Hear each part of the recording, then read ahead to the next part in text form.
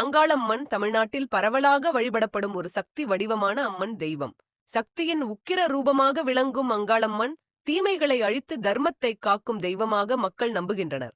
குறிப்பாக கிராம தெய்வ வழிபாட்டில் அங்காளம்மனுக்கு தனித்துவமான இடம் உள்ளது. புராணக் கதைகளின்படி தேவி பார்வதி உலகில் அநியாயம் அதிகரித்த போது உக்கிர சக்தியாக அவதரித்ததே அங்காளம்மன் என கூறப்படுகிறது. அசுரர்கள், பேய்கள், தீய சக்திகள் மக்களை துன்புறுத்திய காலத்தில் தேவி அங்காளம்மனாக தோன்றி அவற்றை அழித்து மக்களை காத்தார். அதனால் அங்காளம்மன் பயம் போக்கும் அம்மன் என்றும் அழைக்கப்படுகிறார்.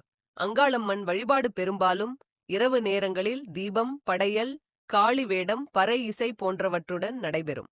சில இடங்களில் ஆடு, கோழி பலி போன்ற வழிபாட்டு முறைகளும் காணப்படுகின்றன. இது அம்மனின் உக்கிரத்தன்மையை வெளிப்படுத்துவதாக கருதப்படுகிறது. தமிழ்நாட்டில் சென்னை அங்காளம்மன் கோவில், மேல்மலையனூர் அங்காளம்மன் கோவில், காஞ்சிபுரம், விழுப்புரம், திருவண்ணாமலை மாவட்டங்களில் உள்ள அங்காளம்மன் திருத்தலங்கள் மிகவும் பிரசித்தி பெற்றவை. குறிப்பாக மேல்மலையனூர் அங்காளம்மன் சக்தி பீடமாக போற்றப்படுகிறார்.